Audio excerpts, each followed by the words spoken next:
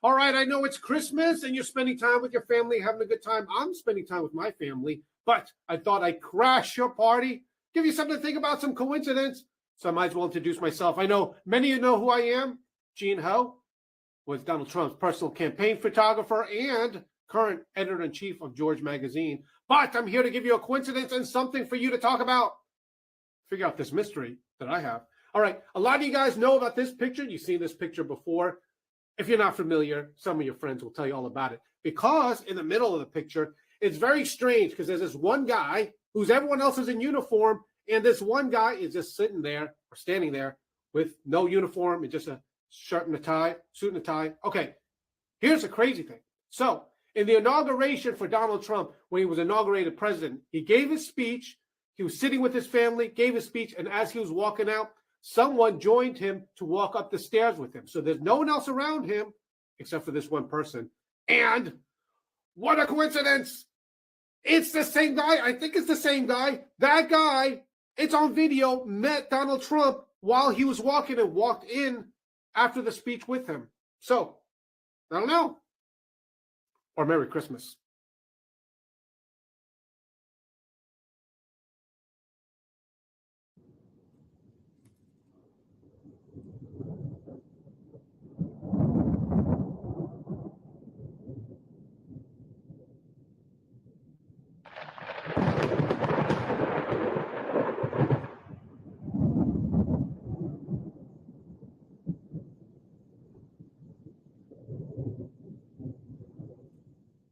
I don't want to hear about it anymore. It's a shame I've got to live without you anymore. There's a fire in my heart, a pounding in my brains, driving me crazy. We don't need to talk about it anymore. Yesterday is just a memory, and we close the door. I just made one mistake. I didn't know what to say when you called me baby.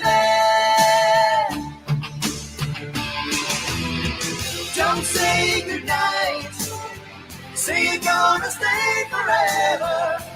All the way. Take me high enough to fly me over yesterday. Can you take me high enough? It's never over. Yesterday's just a memory. Yesterday's just a memory. I don't want to live without you anymore. Can't you see I'm in misery? And you know for sure I would live and die for you. And I'd know just what to do when you call me baby. Don't say goodbye. Say you're gonna stay forever. All the way. Take me high enough. Can you fly me over yesterday? Can you take me high enough? It's never over. Yesterday just a memory of a running. I was running for the door. And that's sitting right in the sky. I was running back for more. Yeah.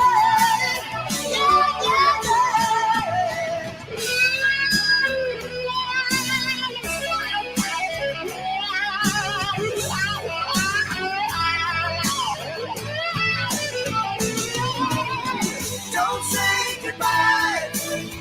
Say you're gonna stay forever. All the way.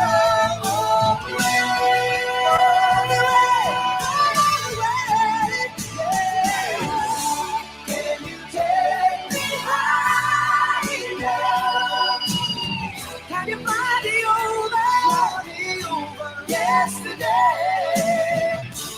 Can you take me high enough? It's never over. Whoa, whoa, whoa, whoa. Can you take me high enough? Won't you fly me over? Won't you fly me over yesterday? Can you take me high enough? It's never over. Whoa, whoa, whoa, whoa.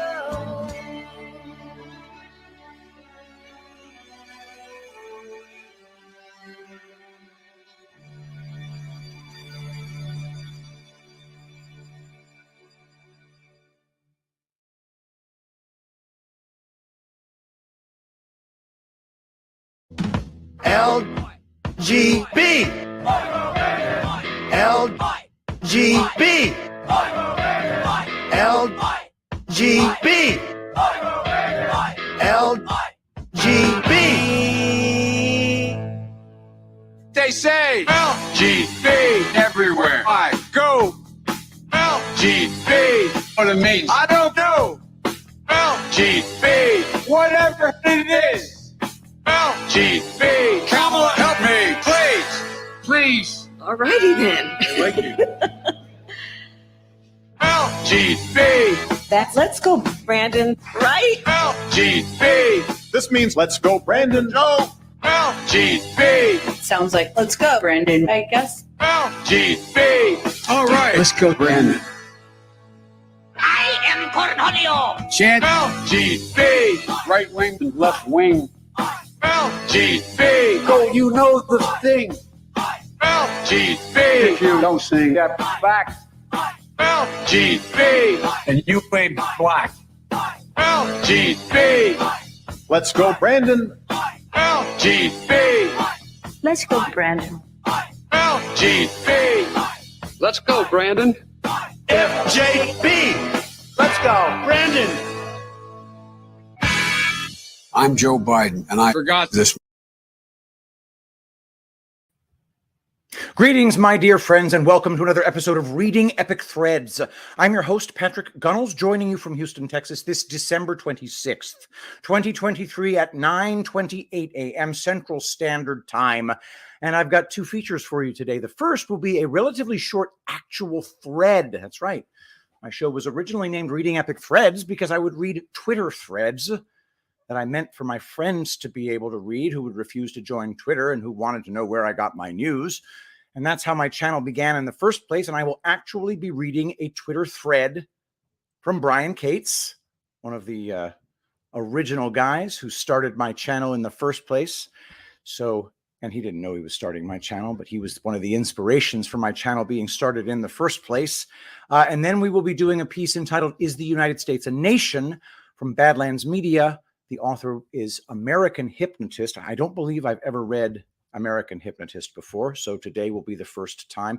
In the meantime, don't forget that this show is brought to you by Angel Paste, the best lotion the world has ever known. Why? Well, it was invented by my sister Barbara, who was a consultant for cosmetic surgery patients, and she would consult after the fact with them to show them how they could best get the results they wanted from their surgery. And one of those objectives would be to minimize scarring. So she would look online and in stores for products they could put on their skin to minimize scarring. And she found that every single one of them, eventually she found out it has some ingredient in it that I don't want them putting on their skin. So she made her own. And Angel Paste was born. It consists only of food-grade plant oils, always extracted from the plant using cold, non-chemical processes. Everything your skin wants, nothing it doesn't. And we are seeing incredible results. We are seeing age spots fading. We're seeing dead skin tumble from the body without a trace of abrasion. We're seeing eczema, psoriasis disappearing. We're seeing sunburns being prevented. We're seeing just amazing things, guys. And it doesn't need a prescription or anything like that because it's just food grade plant oils. That's all it is. Everything your skin wants, nothing it doesn't. I'm going to be able to tan today because I don't have to worry about getting burned.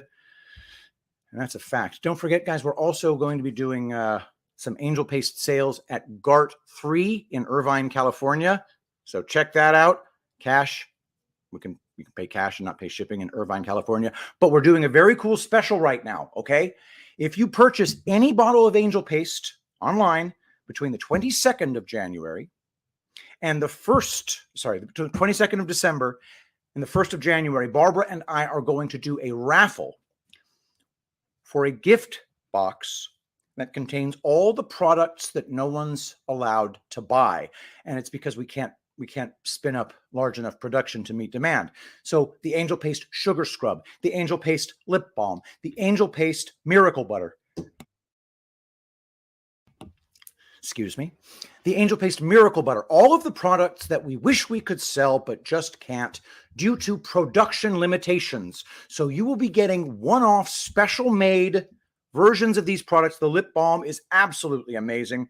I'm so privileged to be one of the handful of people in the world who can use it. The Miracle Butter, which is just a thick formula that stays on your hands and feet and all over your body. It's amazing. And of course, the Sugar Scrub, which is great for just removing dead skin that didn't come off from original Angel Paste. Just amazing products, all of them. Things that you cannot purchase on the website, only if you buy a bottle of Angel Paste right now. Go to angelpaste.com, use promo code Shapiro to pry $1 from my grasping hands. If you get 3 or more bottles, you get free shipping. Your skin will drink it up. Don't forget, the raffle will be on January 2nd for all people who purchased between the 22nd of December and the 1st of January. Now, let us begin.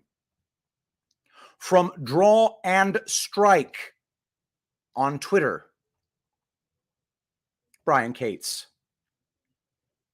No matter how many years it takes, there will be justice. Pictured here, for those of you just listening, an aerial view of the Kennedy gravesite. In case you don't know what you're looking at in that picture, here's the ground level view at the red pin from the picture in the previous post. For those of you just listening, the eternal flame and the headstone, John Fitzgerald Kennedy, 1917 to 1963.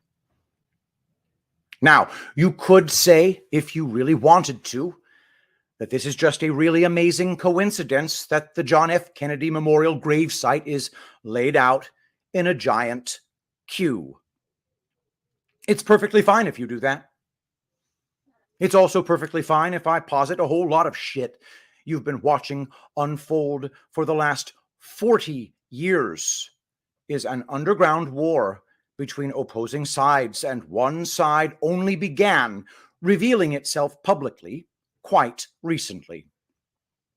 They've been flying under the radar, preparing to take on what is in fact an evil cult that runs much of the world, the cult that killed Kennedy.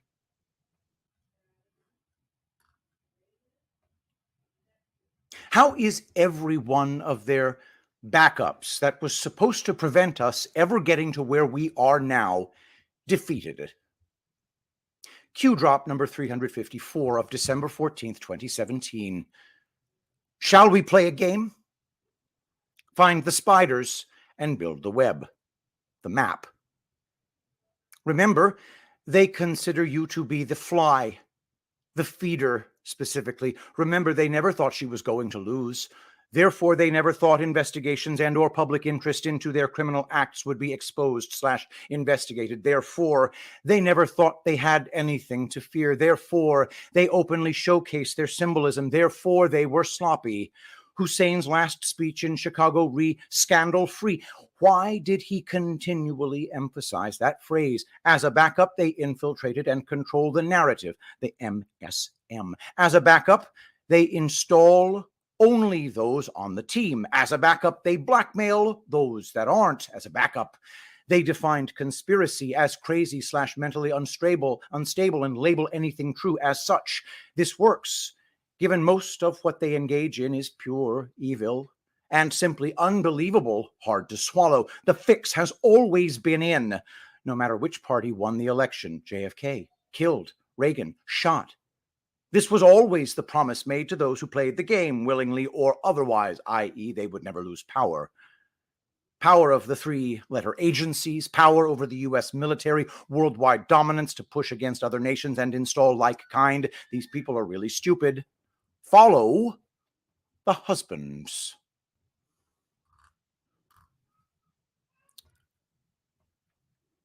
Q drop number 121 of November 6th, 2017.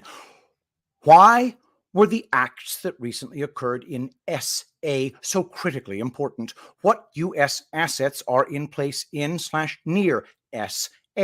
What assurances were made to protect the kingdom? Who shot down the missile from Yemen? POTUS declassify _speech _Jap _11 _5. Was it really from Yemen? How do we know? Why is this relevant? Who are the puppets? Who are the puppet masters? Who pulls the strings? What provides power? What if U.S. elections can be rigged? How are JFK, Reagan, and Trump different from the rest? Why did JFK surround himself with family much like POTUS? What if it was bought and paid for? How would this be possible? Why are there no voting ID laws in place? What do you need an ID for? List, compare, laugh. What is the argument for not allowing voter ID laws to be enacted? Why are immigrants important?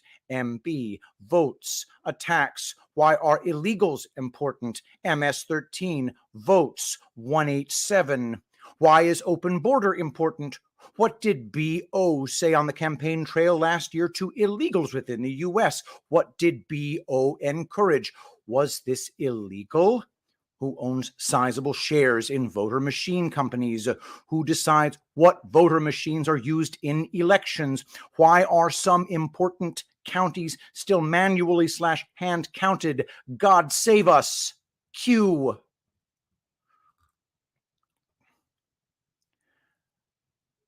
Leading people to start asking the right fucking questions 6 years ago was not a bad thing. I don't care who bullshits you about it. The key unlocks the map. When enough people have used the key to unlock the map, the question will be asked. Nobody will be able to or in a position to avoid asking the question, why did they have to do this? And asking that question will inexorably lead to the asking of other questions. Who killed the Kennedys? All three of them. Who killed Diana? Who planned and executed 9/11 to cover their outright theft of $2 trillion of our money over the prior decade and trillions of it since then? Who really controls the illegal and unelected shadow government that runs not only Washington, D.C., but the political capitals of over 24 countries?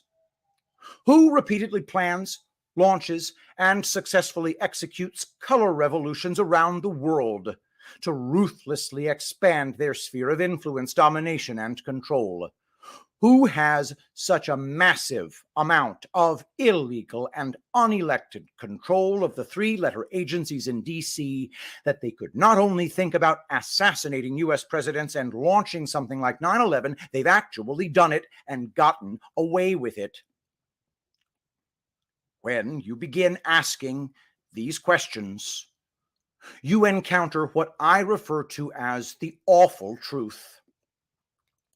The same organized, global, truly international, and non-diverse group of people did all of this. A real-life specter, like something right out of a James Bond movie. Do they still run everything? We're going to spend the next year finding out how powerful control and influence they have left in the face of the Great Awakening. And that is a thread from Brian Cates. Pretty cool, guys. It's nice to have a thread. Really, seriously, it's freaking amazing. I really hope we can get more of these threads. So if anybody sees a kick-ass thread on Twitter, email it to me at pgunnels@gmail.com and just put in the subject line, possible thread. Only threads, though. I don't want, I mean, you can, of course, suggest articles, but I really am interested in threads because this show is called Reading Epic Threads. So I'd like to throw a few in there once in a while. Guys, don't forget, we have a raffle on Angel Paste We're going to have the drawing on January 2nd. Anybody who purchases a bottle of Angel Paste between December 22nd and January 1st is entered into a raffle for all of the products that we don't make for general sale. That's the Angel Paste Sugar Scrub. That's the Angel Paste Miracle Butter, the thicker formula. It's the Angel Paste Lip Balm. All of these things are unavailable for anybody to purchase. You can only win them in the drawing to take place on January 2nd. So go to www.angelpaste.com, use promo code Shapiro to pry $1 from my grasping hands. And if you get 3 or more bottles, you get free shipping. Angel Paste, your skin will drink it up. Okay, let's check out American Hypnotist from badlands.substack.com. Is the United States a nation? Obscure case law raises some fundamental questions. By American Hypnotist. No matter where in the world you grew up, no matter what culture you belong to, you were taught lies about America from the moment you were born. These lies have run the gamut from subtle to blatant. In every case, the aim is the same: to rob and indeed enslave the people of the entire world. No doubt that's a bold claim to make, but it's nonetheless true. America is extremely important. There's a reason why the cabal decided to capture the American military as their own. There's a reason why the cabal decided to turn America into the world's biggest economic superpower after World War II. And there's a reason why Q told us that if America fails, then the world will fall. Anthony Napoleon, in his masterwork Shadow Men, an encyclopedia of mind control, dedicates an entire 91-page chapter solely to demonstrate the extraordinary vision and circumstances that gave birth to America centuries ago. It's not merely a stereotype to call America the land of the free, for few countries have presented as big of a problem for mankind's would-be masters as America did in her early years. Unfortunately, evidence suggests that we were never fully emancipated from Britain. It may be the case that we've never seen the true American dream come to life. Maybe we will be the ones to make that happen. In any event, I've pointed out numerous contradictions between the truths of law and history as best I can discern them, versus many false narratives concocted by propagandists, and today's article will continue along those lines. When a unified front of propagandists all march in lockstep, repeating the same lies over and over again, I call this operation the organized murder of the truth. But unlike with physical murder, the truth can be brought back to life. All it takes is for men and women to go out of their way to learn truth as best they can, and then speak it to others. It's not necessary for us to get everything right, but it is necessary for us to do the best we can on a day-to-day basis. With that in mind, we need to talk for a bit about language itself in order to properly frame some startling quotes I found about our legal system that come straight from the mouths of American judges. 2 basic kinds of language. According to modern language theory, language comes in 2 fundamentally different forms, being natural and formal languages. These 2 forms serve fundamentally different purposes, both of which are extremely important to the functioning of our society. A natural language is a conventional language that arises naturally amongst people as they communicate with each other. In a natural language, words, symbols, phrases can have multiple meanings depending on context, convention, connotation, etc. Sometimes words, symbols, phrases can even take on contradictory meanings. At the highest level, social engineers are indeed intentionally scrambling our natural languages to produce confusion and suffering in the masses. Here's a famous example of a phrase that was put into the popular lexicon by social engineers in order to confuse people. Black lives matter. Sadly, that phrase no longer simply refers to the idea that the lives of Black people have intrinsic value.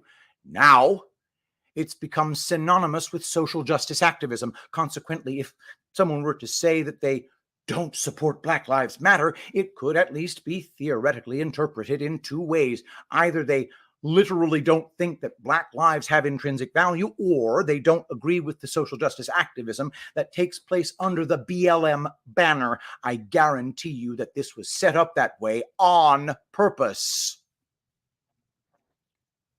Natural languages are important for us on a psychological level. Without them, we'd have no poetry, but slippery poetic language simply won't suffice in all contexts.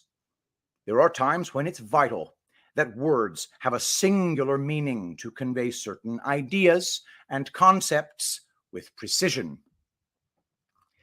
A formal language is a language wherein words and symbols only ever have one specific meaning. An example of a formal language would be computer code. If you wanted to formalize a language, what you do is disambiguate every single word/symbol within said language to the point where there can be zero ambiguity regarding the meaning of words and symbols. Doing so essentially converts the natural source language into a formalized derivative language. In medical, engineering, and legal contexts, it's essential that we formalize language to the highest degree possible, simply because these situations require a more reliably exact transmission of meaning than everyday texts. Natural languages are easier on the brain, and we'd be completely stunted in our communication if we had to communicate purely in unambiguous formalisms. Justice, however, requires we go the extra length to speak in unambiguous formalisms when determining whether someone has broken a law or not. If the meanings of words in a courtroom were to change with the directions of the wind, it would render the courts altogether useless. This is why getting our terminology correct is the key to figuring out truly what's going on in the legal realm, which in turn is a vital key to figuring out what's really going on in the world. Now, let us disambiguate some important words and in the process discover that something is very amiss with regard to the way that history and law are taught throughout the Western world. Without further ado, what is a nation? Is Massachusetts a nation? You probably think that the United States of America is a nation, right? Well, it turns out that there are conflicting ideas out there about that. According to the U.S. Supreme Court, stated in the Cherokee Nation versus the State of Georgia, Chapter 30, U.S. Section 1, 8 LED 25, 1831, we're told, quote, the terms state and nation are used in the law of nations as well as in common practice as importing the same thing, end quote. Indeed, one often hears about nation states as though they were some kind of hybrid entity, a state and a nation rolled into one and the same entity. But if these two words refer to the same basic concept, then that would be redundant, wouldn't it? One might as well refer to their pet cat as a feline cat. Indeed, we have plenty further evidence of this equivalence between the concepts of state and nation coming directly from the legal profession itself. Dr. Gerald Brown wrote a fascinating paper entitled Cooperative Federalism, wherein we read, quote, the Declaration of Independence does not portend to create a single nation. If it did, its name should be the New State of Britain, or the State of America, or the State of the New World, or any other name representing a single entity. But the proper name of our political arrangement is in the plural, not the singular. Also, the Declaration of Independence did not create a name for this alliance of American states that came 2 years later with the Articles of Confederation. At the time of the Declaration, these American states were united in purpose and action to be free and independent of British rule first, perhaps, but free and independent of each other as well. By referring to Great Britain as a state, this paragraph tells us that the Founding Fathers understood a state to have the same status as any nation on the world scene. End quote. This logic is impeccable. How can it possibly be the case that the colonies and Great Britain have different status when the exact same word is used to describe them both? Sure, in your average natural language, we could easily see how such words could be used interchangeably, but since legalese is a highly formalized language, we need to pay attention to these distinctions. They matter. When you combine different nations together, what do you get? If the United States were a nation, then that would make it a nation of nations, but this is not what the Constitution tells us in its preamble. In fact, it says quite plainly that the purpose of federalizing the nation-state colonies was to form a more perfect union. Nowhere does it say anything about forming a new nation out of all the independent states in America. A union is what you get when sovereign nation states decide to delegate certain powers to a central authority whose action legally ought never to extend beyond its enumerated powers. The bottom line is that if you live in America, you live in a nation that has outsourced a small portion of its authority to the Union. The national character of the individual states is evidenced further by the legal definition per Black's Law Dictionary of Congress. As recently as 1951, on page 373, fourth edition of Black's Law Dictionary, we read, quote, Congress, in international law, an assembly of envoys, commissioners, deputies, etc., from different sovereignties who meet in concert measures for their common good or to adjust their mutual concerns, end quote. But that's not all. We have further case law to back up our assertion that the states are, in fact, nations, and that the nation, known as the United States, is decidedly not a nation unto itself. In Chisholm, Exer v. Virginia, 2 DALL 419, 1 LED 440, 1794, we read, quote, the question to be determined is whether this state, so respectable and whose claim soars so high, is amenable to the jurisdiction of the Supreme Court of the United States. This question, important in itself, will depend on others more important still, and may perhaps be ultimately resolved into one no less radical than this. Do the people of the United States form a nation? By that law, the several states and governments spread over our globe are considered as forming a society, not a nation, end quote. In People ex rel Attorney General versus Nagley, 1 Cal 234, 1850, we read that, quote, each state possesses all the powers of an independent and sovereign nation, except so far as they have been ceded away by the Constitution. The federal government is but the creature of the people of the states, and like an agent appointed for definite and specific purposes, must show and express or necessarily implied authority in the charter of its appointment to give validity to its acts, end quote.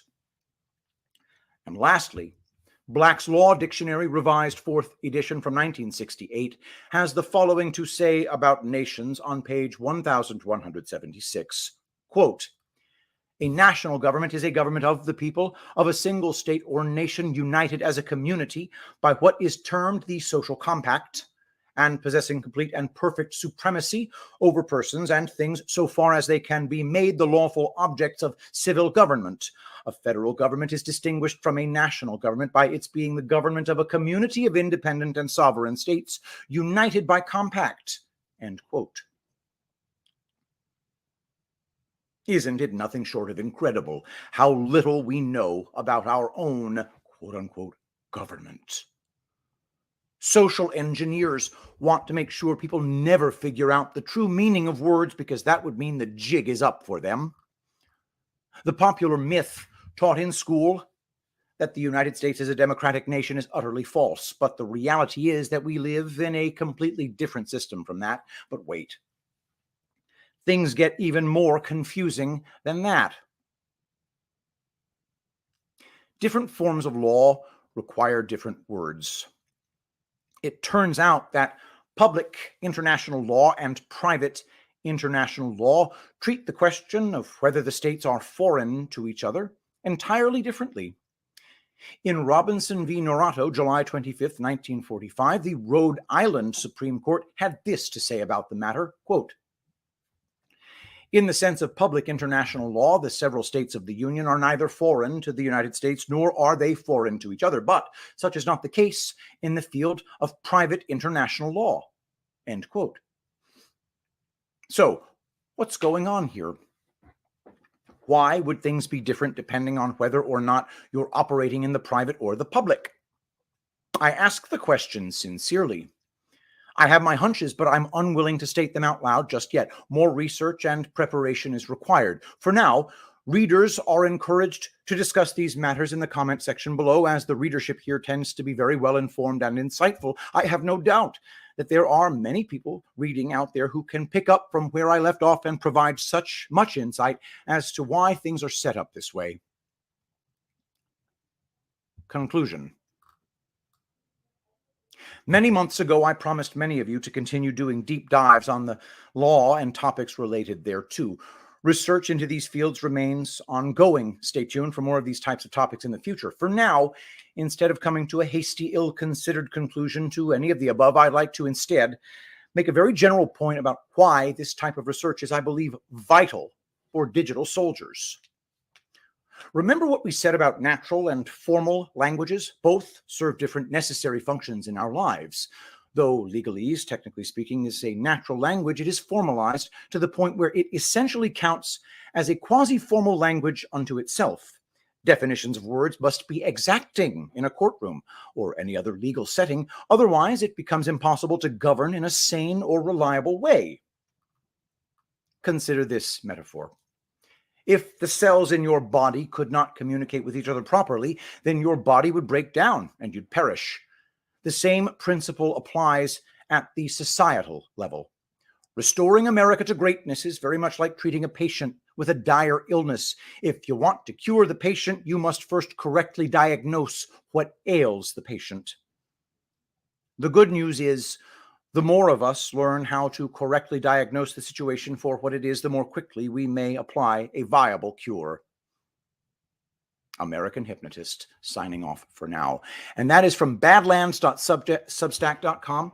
badlands.substack.com. Subscribe today. And of course, you can also subscribe with a paid subscription at badlands.substack.com. And don't forget to check out American Hypnotist as well. Wonderful piece, wonderful work. Thank you, American Hypnotist. I'm really glad that I read one of your pieces. Fascinating and thought-provoking. No question about it. Okay.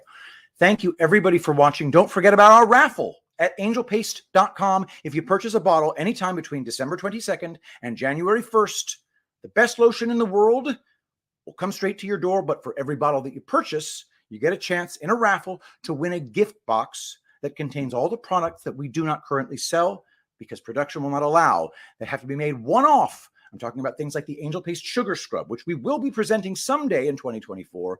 But to be able to get it now, you have to win the raffle.